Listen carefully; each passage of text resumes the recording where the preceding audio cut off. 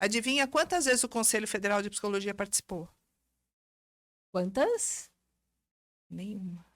Não se manifestou. Não se manifestou. Tá? E é o tal que quer revogar a lei.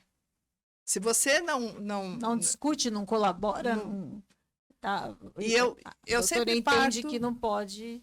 eu sempre parto do seguinte princípio. Se você aponta o problema, você tem que apontar a solução. Ok. E eu não penso, tá? E não é porque eu ajudei a fazer a lei Que eu estou falando que seja revogada. que eu não quero que seja revogada. É porque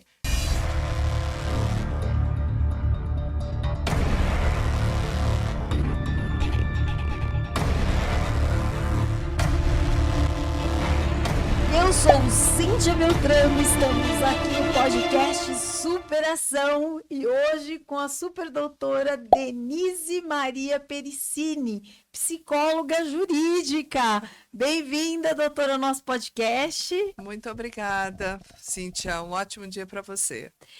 Vou falar um pouquinho aqui sobre o imenso currículo dela, muito trabalho, né? Uhum. Mestre em Ciências Humanas Interdisciplinares pela Unisa, professora universitária de módulo online de redação de documentos psicojurídicos na pós-graduação em Psicologia Jurídica da Fundação Edson Queiroz, Unifor, Fortaleza, Ceará. É assim, Unifor? É, Universidade de Fortaleza e a Fundação Edson Queiroz. Ok. Trabalhos com grandes escritórios, inicialmente da Advocacia Santamarense, depois foi se distribuindo e hoje trabalhos super importantes com os melhores escritórios do país, né? Ali você fala muito da cobrança sobre a mulher, né? E já vem essa luta faz tempo, aqui já faz uns 12, né? Faz tempo, essa luta sua vem superando e superando cada vez mais. Sim. E ainda hoje há essa cobrança sobre a mulher? Eu penso que sim, porque ainda se cria, né, esse mito do amor materno, ainda se cria esse mito sobre o instinto maternal, né? E que a proposta de se ter a guarda compartilhada era justamente até para descentralizar dessa figura materna, né, na hora dos cuidados. Mas é lógico que ela exige também uma responsabilidade, tanto de um como de outro, tanto do pai como da mãe, né? E agora a gente tem essas uniões homoafetivas, em que a gente tem os dois pais, as duas mães, e que você pensa na guarda compartilhada também nessas uniões, então ela depende dessa responsabilidade, desse senso, né, de responsabilidade, tanto de cada um dos genitores, agora independente de gênero, né? E na época, né, em relação à mãe, eu acho para que não fique aquela sobrecarga, né? Que só a responsabilidade é da mãe cuidar, né? Sim. E passa a dividir, ficar mais. A criança também passa a conviver mais com pai e mãe, fica tudo mais harmonioso, né? Com certeza, porque ela começa a perceber que ela pertence, ela continua pertencendo à família do pai ou da família da mãe, da família de cada um dos genitores, agora independente de gênero, né? Sim, sim. Mas que ela continua pertencendo, tá? Que é uma das situações justamente atacadas na hora da alienação parental, né? A alienação parental procura excluir o outro genitor da vida da criança. Seja de um lado ou de outro, mas é essa forma. Eu queria falar ainda que a doutora é 24 horas trabalhando, né? Nessa causa há muitos anos, mas também é membro, colaboradora da Comissão de Direitos de Família da nossa querida OAB Santo Amaro, querida OAB Jabaquara, que é uma comissão co-irmã, né? Sim. Intérprete de Libras, depois vai me contar sobre essa parte também. Tá legal. Autora de livros, então, os livros dela, depois vai falar um pouquinho dos livros para mim, os 2 livros aí, Psicologia Jurídica e os Litígios em Varas de Família, e Psicologia Jurídica e os Aspectos Processuais da perícia em várias de família. Super importante para os doutores, porque complementa ali, né? Sim. Para que eles atuem de forma mais completa. Autora de livros e diversos artigos acerca de temas de psicologia jurídica em publicações periódicas especializadas. Sim. Então, a pergunta que está aqui para mim, primeiramente, essa especialização, como que você chegou na psicologia jurídica, porque a psicologia já é meio que uma paixão, assim, um dom de quem começa, mas a psicologia jurídica especificadamente. Tá. Na verdade, foi o seguinte, quando eu fiz a minha formação em psicologia, Ok. e a gente não tinha a gente não tinha quase nada sobre essa área da jurídica. Ah, você estava me comentando nos bastidores que era uma coisa muito nova a ser trabalhada. Na verdade, assim, só se fazia o código de ética que existia na época, era a Resolução 2 de 87, que falava dos peritos, falava dos psicólogos concursados dos tribunais. Tá. Né? Então, tinha 4 artigos, do 17 ao 20, que falavam dos psicólogos a serviço da justiça. Sim. Mas parava por aí. Aí, quando eu terminei, né, em 91, a formação em psicologia, basicamente era clínica, educacional e organizacional. Eram os três ramos principais, né? Tá. Aí a Unisa começou a abrir novos cursos, né? Abriu novas turmas, inclusive a Faculdade de Direito. E aí eu resolvi iniciar. Isso já em 96. Mas ainda bem. Era um bebê.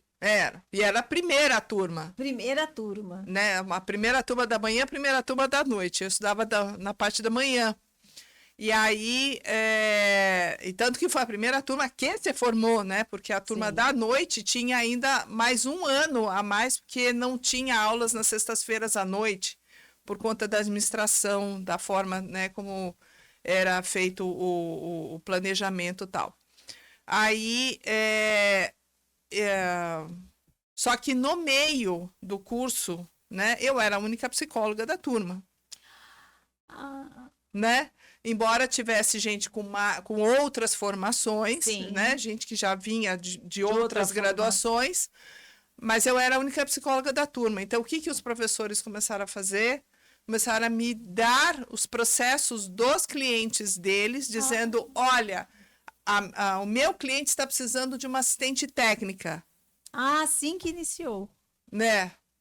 Então, assim, eu comecei a trabalhar para os clientes nos escritórios desses antigos professores, outros colegas. Na época também presidente da OAB, né? E no próprio início você já trabalhou para grandes escritórios e grandes nomes da advocacia, né? E a indicação para outros colegas que também tinham os escritórios em outros lugares também estavam precisando.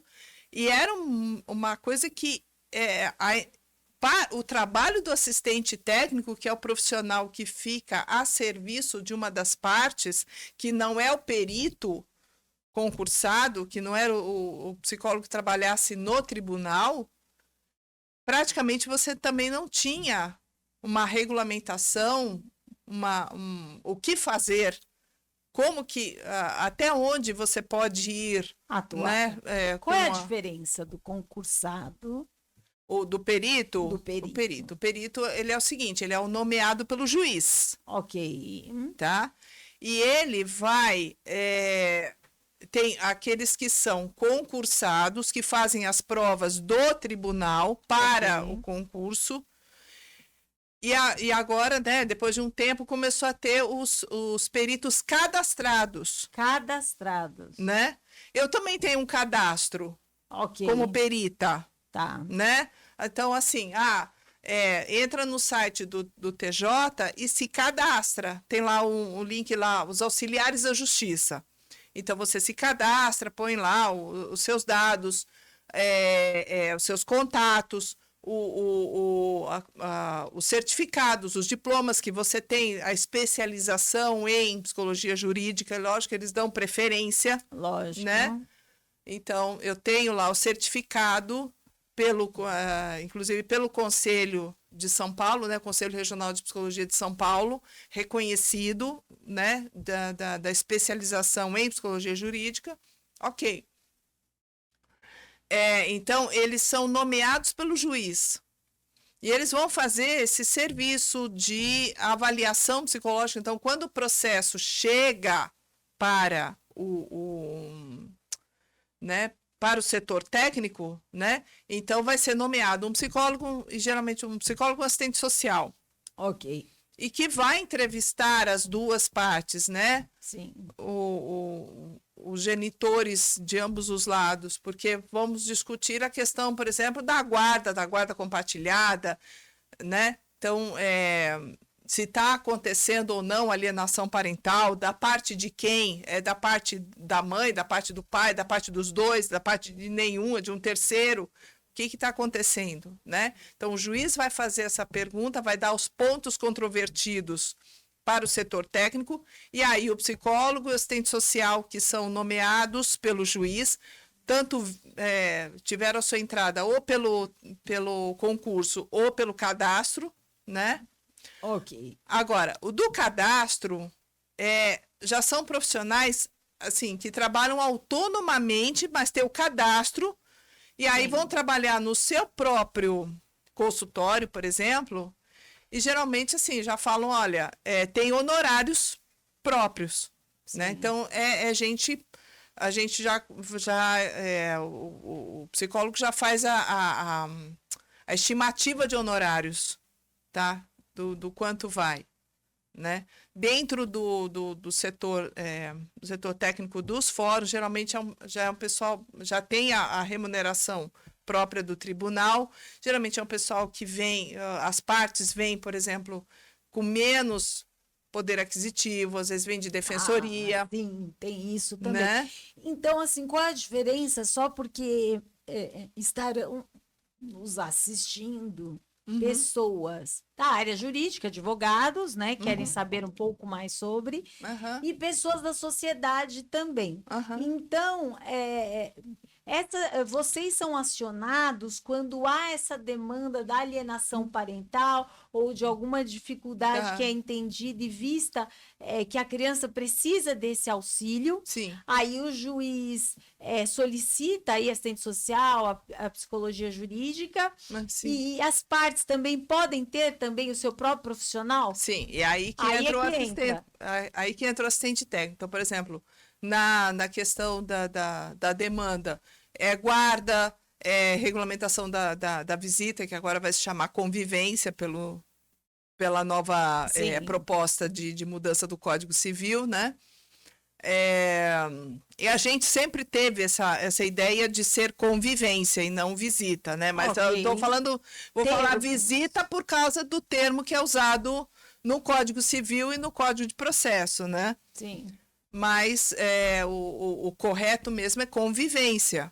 Então, agora, parece pela proposta do Código Civil novo, vai oficializar este termo, né? Enfim, questão de violência, maus tratos, abuso sexual, se aconteceu, nesse momento... O juiz chama... Isso. E é o ideal mesmo. Jurídico certo. E assistente social para atuarem. E é o ideal mesmo, né? Porque muito para definir essas questões, quem vai efetivamente responder as perguntas do juiz é o setor técnico, né? Entendi. O advogado o advogado chama, fala para o seu cliente, nós precisamos de um assistente técnico, que é o psicólogo, o assistente social, mas que vai assessorar aquele cliente. Sim, aquela parte. Ok. Então pode ser que tenham a psicologia jurídica, enfim, nomeado pelo juiz, e pode ser aquele contratado pela parte também. Sim, mas o assistente técnico só pode entrar no processo se tiver o perito, Ok. né?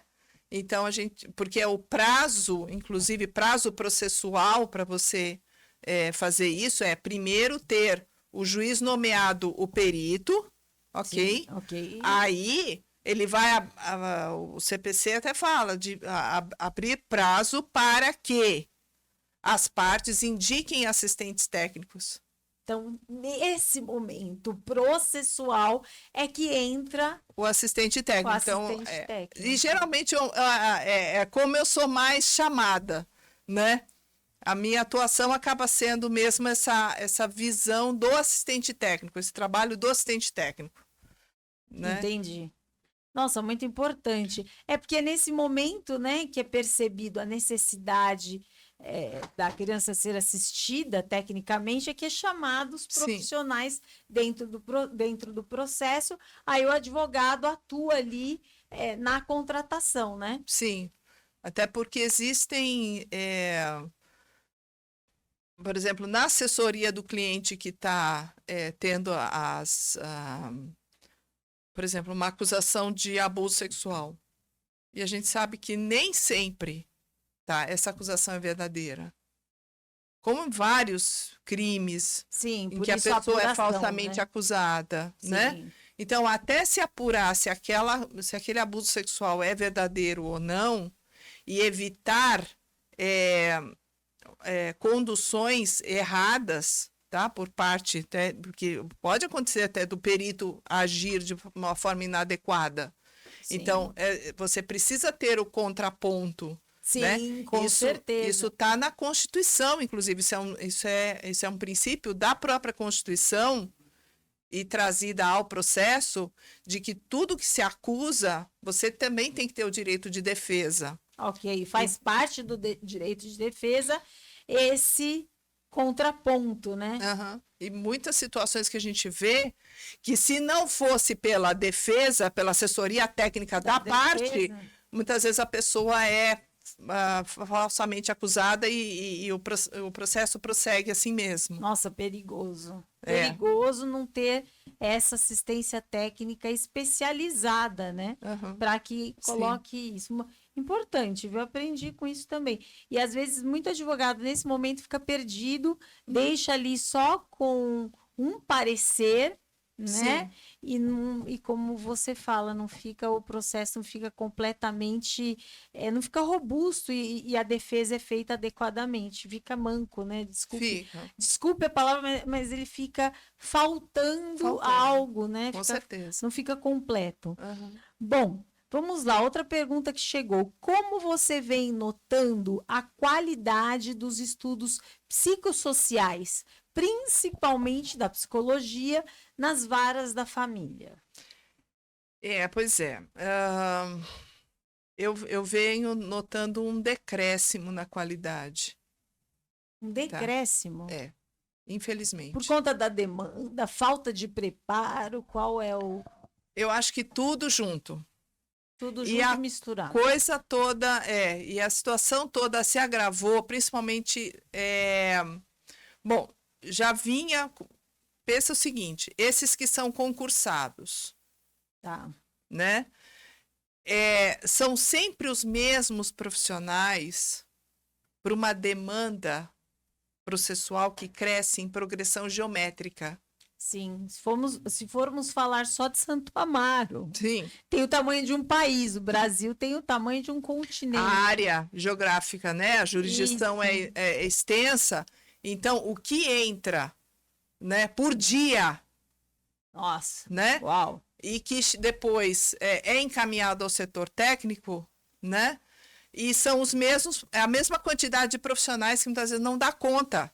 Não dá conta, não tem tempo de realizar novas especializações, cursos, nem tem tempo para isso, porque a demanda já mal dá conta da demanda, quanto mais novas especializações, né? Então, se eu te falar, eu tô com perícias marcadas para 2025, 2026.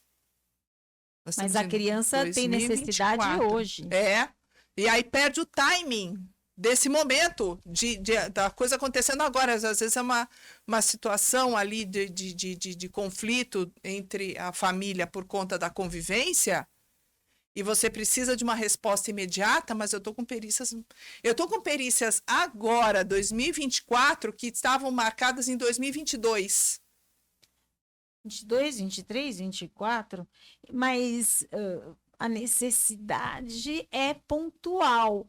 É uma demanda que não dá para aguardar, porque pode, né? Não é que pode ir perpetuando um problema grave que vai afetar a criança psicologicamente. É isso? Estou errada? Sim, é isso mesmo. Explicar. Eu estou aqui conjecturando sobre possibilidades como um cidadão. Essa, né, a proposta de quando pensamos na lei da alienação parental era de ter essa tramitação prioritária.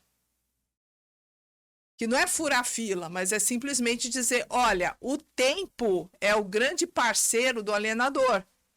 Olha. Então, se você deixar... Frase importante. O tempo é o grande parceiro do alienador. Tá? Porque aí, se você pensar que está levando uma média de 1 ano e meio a 2 anos, para daí se começar a pensar iniciar o trabalho pericial, até lá dá muito tempo para o alienador fazer a festinha que bem entende na cabeça da criança, fazer o afastamento, impedir o contato, né? Já denegrir a imagem do outro genitor para a criança, afastar ele, incutir a ideia de que ele foi abusado, de que o outro genitor abusou sexualmente dele. Então, mas esse possível abuso, se tem 2 anos ainda para ser atendido, como é que acontece com a criança? Já se perdeu. Não, já se perdeu. Aí eu estou com casos que a criança já acredita que foi. Porque os sintomas começam a ser exatamente semelhantes. De tanto incutir na cabeça e com afastamento, a criança fica com a ideia de, poxa, realmente deve ter acontecido mesmo, porque, olha, nem estou vendo meu pai mais. Acaba sedimentando, né? Uma coisa que não se foi averiguada ainda. Né? Aí, quando aconteceu a pandemia, também houve este agravamento da situação. Por quê? Porque os setores técnicos estavam, e eu acho perfeitamente plausível, não poderem atender, principalmente esses casos de violência. E a violência subiu muito nesse período, porque a criança não tinha para onde ir, não tinha escola, tinha que ficar todo mundo confinado em casa. Confinado. E muitas vezes junto, convivendo com o agressor. Né? Não havia meios de apuração ali no primeiro momento. Né? Aí, só que os processos, a parte processual, como é eletrônica, estava indo. Então, audiências virtuais, protocolo eletrônico, então os advogados peticionando, tudo bonitinho. Só que aí chegava lá no despacho do juiz lá, encaminha-se ao setor técnico. Tá, só que não tinha como encaminhar o setor técnico, porque o setor técnico não poderia atender, tendo em vista que a gente estava a gente estava nessa fase ainda do isolamento social. Então, as pessoas não estavam podendo sair de casa para ir lá, os psicólogos... Virtualmente? Não. Com os psicólogos? Não. Nem virtualmente? Não, porque a gente tem uma resolução do Conselho Federal que justamente nessa ocasião que estava regulamentando essa questão de atendimentos online, mas estava fazendo essa restrição de não poder atender em caso de violência. E era justamente o que estava acontecendo, só que os psicólogos pensando, não dá, né? E ficava mesmo inviável, porque está dentro do ambiente, você não tem a privacidade necessária, cai conexão, né? A gente acontecia isso quando estava conversando, né? De repente cai a conexão, de repente, enfim, né? Ou sim.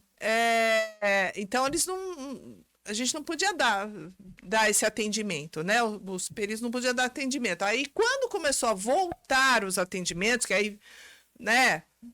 diminuiu a questão da pandemia, estava todo mundo já vacinado, já estava, né, tendo mais pessoas vacinadas, e aí começou a haver essa flexibilidade de horários, ou às vezes um escalonamento de horários. Foi voltando, mas mesmo assim ainda tinha muita coisa atrasada diante da pandemia, e ainda com as novas demandas que estavam vindo. Nossa. Então, o que eu fui percebendo, né? Eles estavam praticamente assim, uma entrevista e já sai o laudo quase no mesmo dia.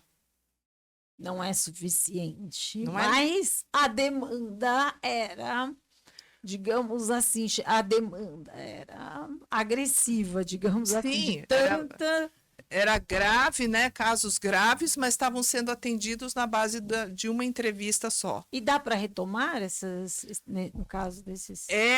Agora começa a ficar cada vez mais difícil, né? Retomar reavaliar estes casos, né? E como é que você vai reavaliar, né? Novamente, sendo que ainda tem os novos que estão chegando e a situação já mudou a configuração. Você vê, né? Mais uma mazela que ainda está sendo arrastada por conta da pandemia. Sim. Quantas coisas se perderam na pandemia, né? Sim. E aí, outra situação que começou a acontecer também é isso você comentou da falta de qualificação, né? Também foi um problema que também vai diminuindo, né, a qualidade. Por quê? Uma entrevista não faz uma avaliação psicológica no sentido de efetivamente pegar instrumentos, os testes que são a nossa prerrogativa, né? É material privativo de psicólogo ter os testes. E a gente poder aplicar esses testes, marcar outras vezes para a pessoa vir, ter mais entrevistas e utilizar esses instrumentos. Aí tem o tempo de avaliação, né, de análise desse material. Sim, que é colhido e depois analisado. Né? Para daí compilar este material num laudo embasado, entendeu? Então, o que eu, particularmente, eu como assistente técnico, comecei a fazer, fazendo a avaliação do meu cliente. Porque eu estava vendo que já que o perito não vai fazer, e eu antigamente eu tinha essa expectativa, né? Então tudo bem, deixa o perito avaliar. Quando eu comecei a ver que saía uma entrevistinha só e o laudo saindo praticamente no mesmo dia, eu falei, não, peraí. Preocupada. Fiquei preocupada com a coisa, e muita informação se perdendo. Aí eu falei, não, quer saber? Eu vou começar eu mesma a chamar o meu cliente para fazer a avaliação, eu deixo guardado. Aí a hora que sair o laudo, eu vou pegar este material e vou fazer... E já fiz muito contraponto de questionar conclusões da perita, exatamente por quê? Porque eu tinha avaliado e tinha visto que o resultado era diferente. E aí, como fica? Contestou por conta da quantidade ou da falta de quantidade de entrevistas, de aplicação de testes da perita? A doutora contestou isto exatamente? Sim. Ou colocou assim, olha, eu fiz muito mais... tive oportunidade de atender mais vezes. Como que funciona então, isso? por exemplo, eu vou citar um exemplo. O meu cliente e a mãe, a mãe da criança, né, que não era a minha cliente, meu cliente era o pai. E a mãe dizendo para a perita, não dá para ter guarda compartilhada, não dá para ter mais convivência da menina com ele porque ele é agressivo. Isso estava nas petições iniciais, estava nos documentos da advogada dela. Ok. Falei, tá bom. Aí, a hora que saiu, a hora que veio para o estudo, antes até de ser nomeada a perita, né, a psicóloga perita, que o juiz nomeou, eu chamei o meu cliente, falei, vamos lá, vou eu fazer essa avaliação. Então, entre outras coisas que eu usei, foi uma escala de agressividade. Ok. E assim, os scores super baixos. Scores de 0 a... Uma escala de 0 a 10 dava 1, 2. Mas é uma agressividade até assim, normal, olha, às vezes um dia que você tá um pouco mais irritado, o dia que você tá no trânsito. Eu digo até que não é agressividade. É um dia que você tá mais irritado, um dia mais turbulento, algo assim, nada de agressivo. Tá no trânsito, alguém vai lá dar uma fechada, você xinga o cara, fala um palavrão, pronto. Mas não passa disso, não chega de fato a querer bater, a querer, né, brigar, tal. Contrariedades. Né? De estar mais nervoso com alguma coisa, enfim. Então, estava dentro desses parâmetros. E eu deixei guardadinho lá, escondidinho na manga, esperando. A hora que saiu o laudo, saiu assim, saiu com esse endosso da perita de que não dá para ter maior convivência do pai, do meu cliente, com a menina, porque ele é agressivo. Eu virei. Aí o assistente técnico faz o parecer, né? Porque o juiz abre prazo para que as partes se manifestem, que é o princípio do contraditório, né? Tá lá no processo. Então, aí eu fiz esse contraponto. Falei, peraí, de onde é que ela tirou essa ideia de que o meu cliente é agressivo, se ela nem sequer avaliou, endossou uma entrevista que ela fez com a mãe, e ela até entrevistou o pai, mas assumiu, né, endossou para si um argumento sem ter avaliado, sem ter de fato comprovado, e eu tenho uma avaliação por um instrumento validado pelo Conselho Federal de Psicologia dizendo, olha, ele não é agressivo. Ela foi parcial. Foi. Entendi. Entendeu? Então, esse contraponto que, por isso que eu falei que se não tem o profissional de assessoria particular, acaba prevalecendo aquele laudo da forma como está. E surgiu esse agravante da questão da alienação parental. Mas me fala uma coisa, outra pergunta que chegou. Por que os psicólogos relutam em compreender a alienação parental, já que os próprios psicólogos que teriam que ter assim, um entendimento mais claro desse assunto? Pois é. O que acontece? Boa. Pois é a pergunta de $1 milhão para quem souber responder, porque, olha, vou te contar. Eu falo isso porque eu ajudei a fazer a lei da alienação parental. Uau! Né?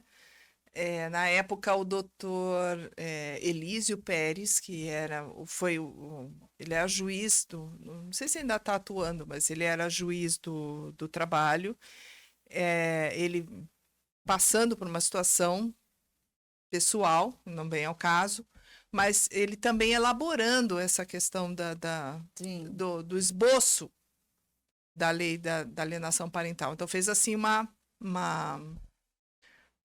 minuta, né? E aí foi em duas... na verdade, foram duas frentes. Uma frente que foi ele disponibilizar essa página da internet para a gente poder tirar dúvidas ou dar sugestões, né? E a outra que era de fato, a gente reunir essas pessoas e ouvir deles as histórias, tá? Entendi. Então, um que foi acusado de abuso, o outro que chegou na casa da mãe não tinha mais ninguém, o outro que ele tenta ligar para o filho e a mãe não deixa. Na época era só telefone, né? Então, digamos assim, é muito falado do excesso da responsabilidade, da carga que fica para a mulher no caso de um divórcio, né? Sim. Com crianças. Mas pelo que a doutora está falando, há muito do sofrimento do homem também, que passam várias coisas que nunca são faladas, né? Pois é. A gente começou a evidenciar são pais, nem todos, tá? Mas assim, Sim. aqueles que efetivamente se Exercem, dedicam, né? Que estão interessados nos filhos, né? E que querem participar mais, né? Que querem ter essa convivência maior, né? Então foi nesse momento que a gente começou a elaborar essa lei da alienação parental. Mas não é a copia e cola da teoria do Richard Gardner. Não é isso. É óbvio que teve gente que trouxe esses estudos, tá? E a gente começou a ver coincidências. Mas poderíamos não conhecer, esses estudos nunca terem existido, e a nossa lei seria exatamente a mesma. Eu penso, né? O que a lei... desculpa, o que os estudos do Gardner trouxeram? As teorias. O nome. O nome. Ué. Né? Porque os resultados eram os mesmos. É a mesma coisa que você ter a Covid lá na Ásia e você ter a Covid aqui no Brasil. O nosso vírus é o mesmo, então vamos chamar de Covid? Entendi. Entendeu? Vamos chamar essa doença né, o vírus de SARS-CoV-2, porque o vírus é o mesmo. Mas e se não tivesse existido lá na Ásia e só aqui? A gente ia criar um nome. Sim. Mas ia mudar a configuração do vírus? Não ia. Não. Entendeu? Então, foi isso que aconteceu. Poderíamos nunca ter tido conhecimento, nunca poderia ter existido esses estudos, e a gente teria o fenômeno da alienação parental. Porque é um fenômeno. É um fenômeno. É de comportamento da sociedade em relação ao... Existe. Ponto. Olha, muita gente, inclusive nós, psicólogos, advogados, a gente começando a analisar, falando, nossa, a gente passou por isso também. Né? Com os nossos pais, com os nossos avós. Quantas vezes a avó não xingou o avô de alguma coisa, não proibiu ele de ter contato? E era a mesma coisa, só não tinha nome. Sim, né? Não tinha uma regulamentação, né? Não tinha nome. Aí, naquela página que o doutor Elísio deixou disponibilizado para a gente, eu falei, vamos colocar um artigo que obrigue os psicólogos a conhecerem o que é. Então, foi o que se tornou o artigo 5º da lei. Né? Porque eu falei, como assistente técnica, eu preciso que este perito saiba o que é. É a mesma coisa que você chegar com sintoma de Covid e o médico ficar te olhando com cara de ponto de interrogação. O que é isso? Não, eu preciso que esse profissional saiba o que é. Ok. Né?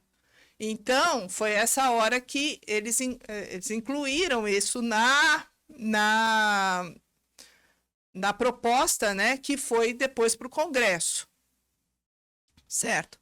Então, na verdade, a gente... Eles se sentiram, desculpa te cortar, Sim. Os psicólogos se sentiram um pouco, como se fala, obrigados a entender do assunto e por isso ficaram relutando? Ou eles entendem que o assunto não é pertinente? Eles acham que... Primeiro porque tem essa fake news de dizer que é um copia e cola da teoria do Gardner, e não é. Ok. Segundo, o Conselho Federal de Psicologia foi convidado várias vezes, porque no Congresso houve o convite para audiências públicas. Ok, para se discutir. Para se discutir. Adivinha quantas vezes o Conselho Federal de Psicologia participou? Quantas? Nenhuma. Não se manifestou. Não se manifestou. Tá? E é o tal que quer revogar a lei. Se você não discute, não colabora, tá. E eu sempre entende que não pode. Eu sempre parto do seguinte princípio: se você aponta o problema, você tem que apontar a solução. Ok. E eu não penso, tá? E não é porque eu ajudei a fazer a lei Que eu tô falando seja revogada. que eu não quero que seja revogada. É porque eu acho que é uma coisa que é uma questão de postura, né? Eles têm que propor a solução, não é revogação. Se for assim, então tem um monte o Código de Trânsito. Nossa, quanta gente que passa sinal vermelho, excesso de velocidade, dirige bêbado, um monte de coisa. Então, o Código de Trânsito não está sendo eficiente. Então, vamos revogar o Código de Trânsito? Não é melhor? Né? Porque não está funcionando. Entendi. Né? Então, é nesse sentido. Então, o que precisaria ter? E uma campanha, existe uma campanha de conscientização, de aprendizado, de entendimento, todo um trabalho para que seja feito, assim? Os órgãos essas entidades de direito de família costumam ter, né? O IBDFAM, eu faço parte da ADEFAS, que é a Associação de Direito de Família e Sucessões, que é como do IBDFAM, né? E a gente está fazendo uma proposta de melhorias da lei da alienação parental, né? O que a gente pode propor para o Congresso no sentido de melhorar a lei. Então, o que precisa? A sociedade vai tendo uma mutação também, ali vai atualizando, ajustando, não é isso? Sim, nós já estamos tendo falsas acusações de alienação parental. Nós já temos a alienação parental da pessoa idosa, tanto a sofrida pela pessoa idosa como a praticada pela pessoa idosa, né? As avós que fazem a alienação parental, por exemplo, tá? Então, são várias situações, são variações até da própria alienação parental. Então, o que a gente precisa? Qualificar estes profissionais para avaliar. Até para dizer, olha, Cíntia, isso aqui não é alienação parental. Por quê? E dar o embasamento. Ah, mas não é científico. 5.000 publicações só em português, entre teses, dissertações, revistas, em periódicos. Como assim não é científico? Eu sou da área acadêmica. O que sai de publicação da área acadêmica sobre alienação parental, que eu fiz um levantamento assim, por baixo, 5.000 publicações em português. E ainda temos em outros idiomas, vai mais umas 10.000 até agora, principalmente inglês e francês. Então, como assim não é científico? A todo momento o pessoal está pesquisando. Então, a sua ideia é, vamos estudar a respeito. Sim. Primeira coisa, depois vamos discutir a respeito, vamos atualizar, e aí sim você pode dar a sua opinião concreta sobre...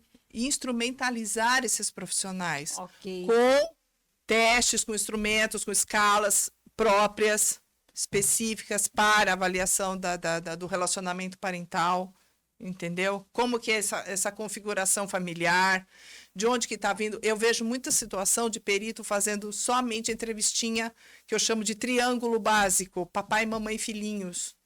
E muitas vezes o alienador está fora desse triângulo. Ele é o padrasto ou a madrasta, ele é a avó, entendeu? É alguém fora destes três. Chega a alcançar até um âmbito assim, um pouco, vamos alargar as estacas, assim, amigos da família? Amigos da família. Acontece, amigos da família, escola. Qualquer pessoa. Escola? Pode ser escola. A partir do momento que uma escola não permite o acesso daquele genitor à criança, baseado na argumentação de um só, de medo da criança, desse genitor tirar essa criança dali e é dinheiro que sai, essa escola também está se tornando cúmplice do alienador. Nossa, é uma matéria que engloba muita gente. Você entendeu, né? A extensão para onde vai, os profissionais, os médicos, o terapeuta. O terapeuta pode ser o psicólogo clínico, se ele não entender que aquela situação pode ser um argumento de alienação parental, ele acaba ele mesmo, né? Quantos psicólogos que fazem laudo de abuso sexual sem ter um aprofundamento, sem ter uma visão de contexto familiar, sai uma meia dúzia de linhas lá e elas, né, a partir do momento que um profissional faz isso, se torna também cúmplice da alienação parental. Porque é uma acusação seríssima. É uma acusação pode, séria. assim, em termos, acabar com a vida de uma pessoa, né? Acabar com a vida, principalmente da criança. Da criança, Por da quê? pessoa, Porque essa criança da família. passa a acreditar que de fato foi abusada. Ela é convencida e passa a ser uma verdade, digamos assim. Ela é convencida pelos fatos que estão acontecendo, assim, o que está ocorrendo. Sim. E acaba acreditando Naquele e tornando uma discurso, não é verdade nem no fatos, é o discurso. discurso. Discurso, isso. Os fatos. Não aconteceu o fato. Não. São discursos que acabam sendo. Você quer ver? Um depoimento especial que eu assisti era eu como assistente técnica. O depoimento especial é um tipo de oitiva de criança e adolescente que é feito numa sala reservada com o profissional que está lá. Eu como assistente técnica, essa oitiva é transmitida, né, por circuito fechado, né? E aí a gente assiste da sala do juiz, junto com o juiz, o Ministério Público, o advogado de defesa. Vocês ficam fora. A gente fica fora, Mas tem da acesso sala da audiência, mas aí Entendi. fica um telão, né? Um computador. A gente assiste e aquilo é transmitido por circuito fechado de lá da sala da oitiva. Entendi. Então, uma pérola assim, o garoto já com 10 anos de idade vira e fala assim: eu lembro que quando eu tinha 1 ano de idade, que quando meu pai trocava a minha fralda, ele... E aí? Peraí, você lembra que você tinha 1 ano de idade? Entendeu? Faltou essa pergunta. E a psicóloga que estava lá não teve essa presença de espírito Do óbvio. de perguntar, mas você lembra quando você tinha 1 ano de idade? Capaz dele falar, não sei quem que me falou que aconteceu isso, né? Ele Né? poderia, assim, dar essa... Percebe a questão do timing? Sim. A Mas qualidade. não foi perguntado isso? Não foi perguntado isso. Ah, básico. E eu olhando para a cara do advogado, eu falei, pronto, é agora, né? Que a gente vai pegar por aí. Às vezes, algumas perguntas que a gente pode fazer na hora, né? E perguntas que a gente guarda, certo? Para desconstruir na hora do parecer. Porque aí vai falar, tá vendo? Sabe por que é mentira? Porque, olha, tem estudos que dizem que a nossa memória autobiográfica, aquela que faz você saber quem você é, saber seu nome, etc, etc, ela começa a se formar a partir dos 4 anos de idade, 4, 5 anos de idade. Você não se lembra de quando você tinha 1 ano de idade. Não. Entendeu? Evidenciar aqui também que toda essa busca, esse trabalho, essa correria, não é para que facilite, defenda, não. É para que se chegue na verdade, na justiça em relação àquela criança. Sim. Se ela realmente foi abusada, agredida, enfim, se ela sofreu alienação parental ou não. Porque eu entendi agora uma coisa importante que eu não havia pensado. Pode ser que ela não tenha sofrido essa alienação parental, essa agressão, esse abuso direto, mas ficou uma coisa indireta, que ficou como uma verdade na vida dela, que vai ficar marcada e que não precisava, que foi construída de uma forma, digamos, mentirosa, criminosa, sei lá o quê, e que afeta a criança e que não aconteceu. Gente, isso é perigoso. Às vezes, assim, quem acusa tem 2 tipos. Tem aquele que sabe que nunca aconteceu nada, mas faz acusação. Mas aí atinge a criança. Não, quando os faz dois essa atingem a criança, porque é um abuso psicológico. É isso que eu estou falando. É um abuso psicológico, é uma violência psicológica que está prevista, inclusive, no artigo 3º, ela é descrita no artigo 3º da Lei da Alienação Parental, E a própria alienação parental, ela é prevista como violência na Lei 13.431 de 2017, que é a lei de garantias, né, de proteção à criança ou adolescente vítima ou testemunho de violência. Ela elenca a alienação parental como uma das violências. Então, a alienação parental está existindo. Se ela não sofreu o abuso físico, sexual, tal, ela está sofrendo um abuso psicológico. Que é a alienação parental. Entendeu? Nossa, muito importante. E aí, essa criança não só se constrói a narrativa, tá? Como também ela é tratada em consultório clínico como se fosse uma criança abusada pelo psicólogo clínico. Ela vai crescer achando que foi e nunca foi. E com afastamento, às vezes condenação criminal, porque aí vai para estamos falando só da criança, mas tem todo um contexto, né? Sim, e aí a quem está sendo acusado, tá? O afastamento deste que está sendo acusado, inclusive com uma condenação criminal, reforça a crença de que aconteceu. E é mais uma pena para quem já foi penalizado ali criminalmente pela lei, mas é uma pena que eu falo, ele está sofrendo uma pena como pessoa que ninguém vai conseguir. Sim. E muitas vezes a hora que essa criança ou adolescente descobre que tudo foi uma farsa. Quando descobre? Tem alguns casos que descobrem, não são tão frequentes assim, mas tem alguns casos que descobrem que é uma farsa, eles acabam rompendo com o alienador. Mas também não tiveram o convívio devido com o que sofreu aí, toda essa... Então, fica sem referência, né? Fica. Às vezes o outro já se foi, já faleceu, o outro já... ou não teve a aceita, adequada, né? Já tá tão ferido pelos ataques que aconteceram esse tempo todo, que ele fala, eu não quero mais. Só que a hora que esse filho descobre que era tudo uma farsa, ele vai tentar se reconciliar e não consegue mais. Pode não ter mais essa oportunidade. Não teve, às vezes, anos de convívio que não construiu aqueles, já se tornaram assim... Como se fala? Desconhecidos, né? Sim. Desconhecidos. Olha, é muito...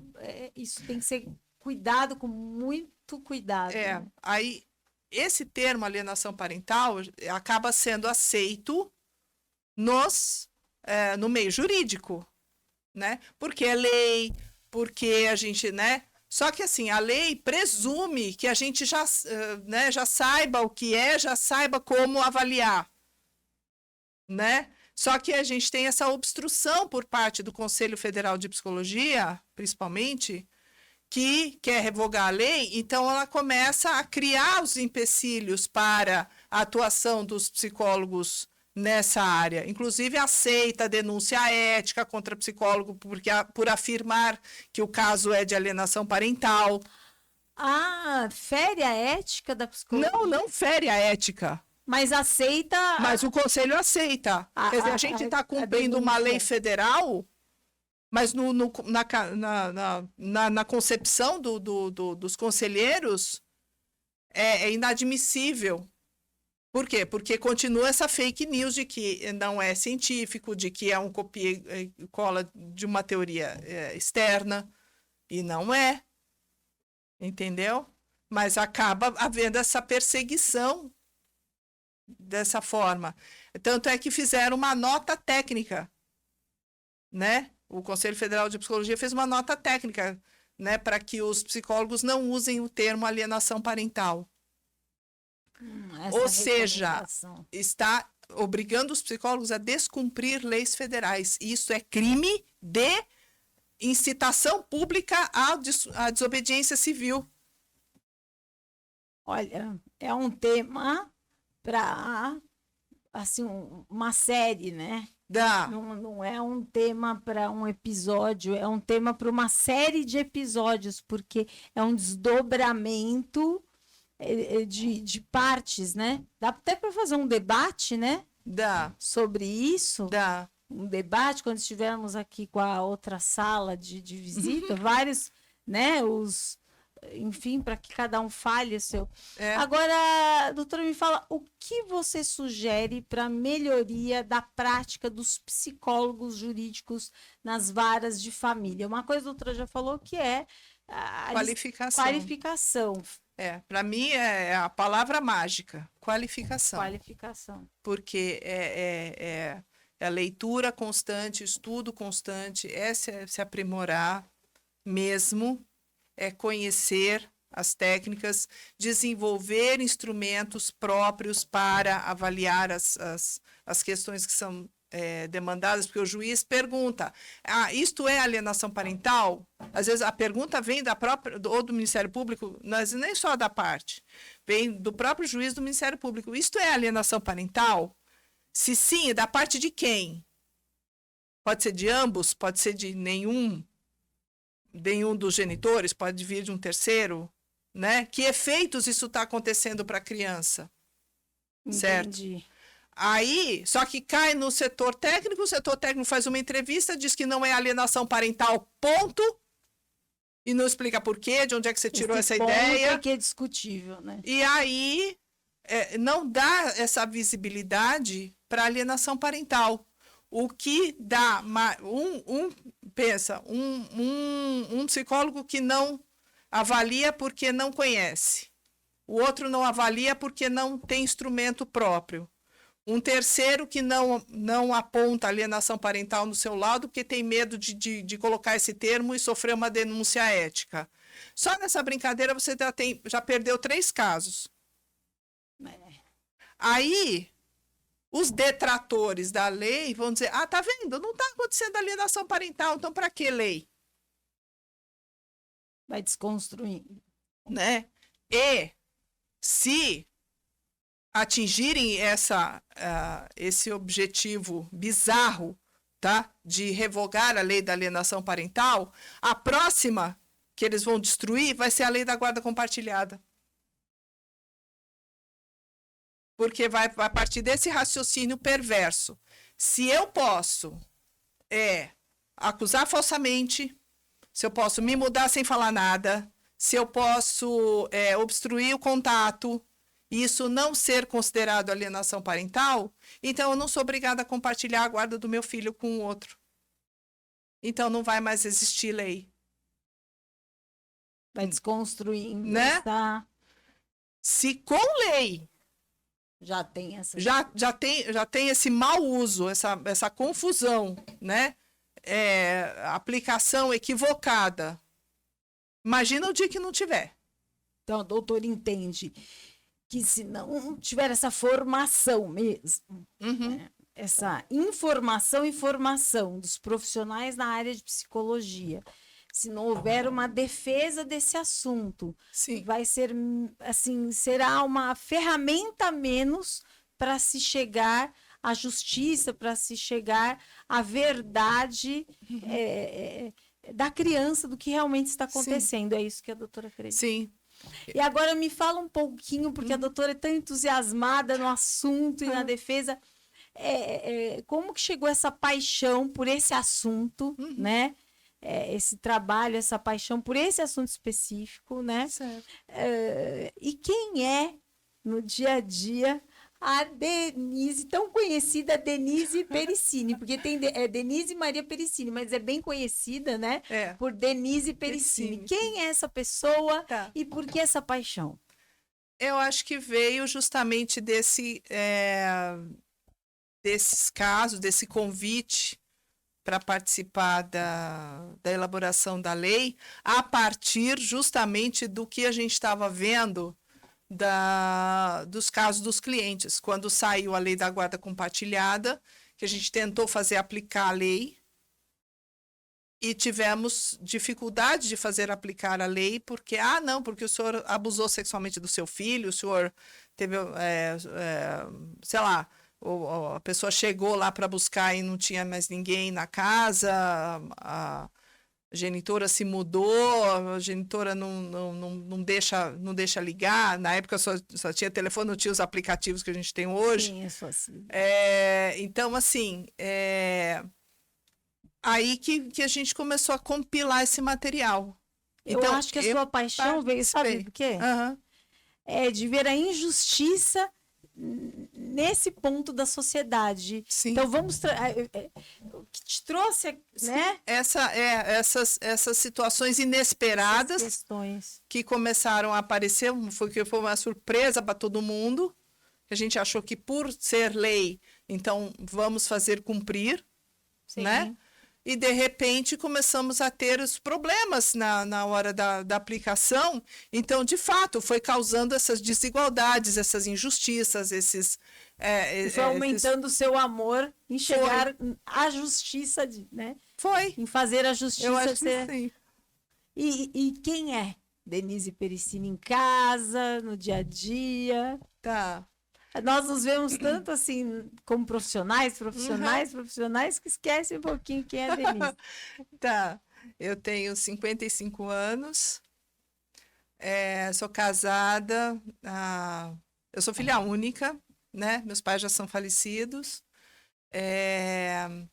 Sou casada há mais de 20 anos com o mesmo, e já falei que eu vou reencarnar casada com ele.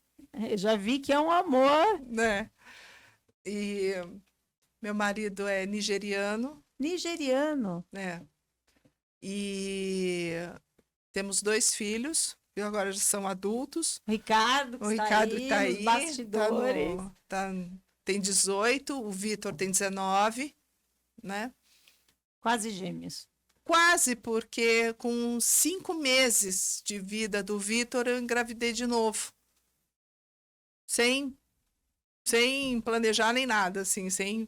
Mas já criou junto? Enfim, vai. Mesmo remédio, pediatra, mamadeira, até a roupa, né? Que são 2 meninos, né? Então, aí já dá banho no outro, põe fralda em um, põe fralda no outro, já fazia a linha de produção ali, vai. E trabalhando. E trabalhando, porque o consultório não podia parar, não, né? E como fazia com os meninos? Revezando um pouquinho com o pai, né? Pai participativo. Botar ele na fita. E então também autônomo, né? Porque ele também ele dá aula de inglês, ele é historiador, ele é formado em história lá na Nigéria e inclusive já lançamos um livro dele. Que lindo. Tá? Sobre a guerra de Biafra, que foi um conflito armado que aconteceu na Nigéria no final dos anos 60. Tá? O livro está pronto, a gente está produzindo ele já para... Já tem editora? Tem editora. A editora tá. A editora é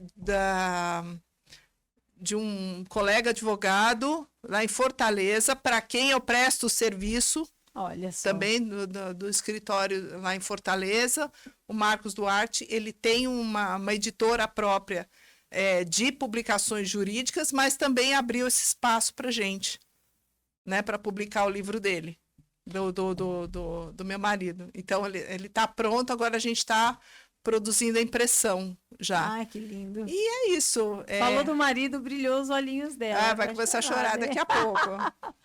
Nós podemos ver, assim, pela sua história, que é uma história de querer superar todos os dias, uma história de superação em nome, em prol da justiça, que a justiça seja feita. É uma mulher... Denise pode-se falar que é uma mulher em busca que a justiça seja feita na sociedade, né, através dessa dor da sociedade que você entendeu que é importante ser resolvida. Tá. Parabéns! Sim, obrigada. Mulher brilhante. Vou falar de novo aqui dos seus livros, né? Esses livros lançados. Agora vai ter o do maridão também. Sim. Está convidada a participar várias vezes, quantas vezes achar necessário aqui do podcast. E estamos juntos na luta, né? Pela justiça. E parabéns mesmo. Um abraço, estamos aqui, obrigada pelo seu tempo. Eu que agradeço a oportunidade, Cíntia. porque eu acho que essa área técnica, né? A gente não falou da Libras. A Libras, que é uma... Libras, que é gente, a uma, a terceira paixão a dela. minha terceira A paixão. primeira, É a marido família, e filhos, a depois segunda, a psicologia justiça jurídica, e a terceira, a Libras. que também veio dessa... essa é uma questão pessoal, né? Pessoal. Eu sempre... não tenho assim, uma necessidade, parentes surdos, ou enfim, mas eu sempre tive essa curiosidade de conhecer. Então, hoje em dia, eu tenho esse cadastro no TJ, também como intérprete para as audiências, para acompanhar esses A criança casos. possa se expressar, né? Não, mas aí não só com criança, com adultos também, audiência, tribunal de júri. Às vezes tem alguém, ou é testemunha, ou é a parte, sabe?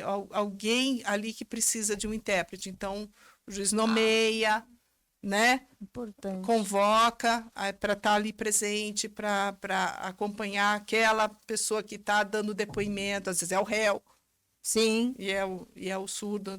Não é só com criança, não.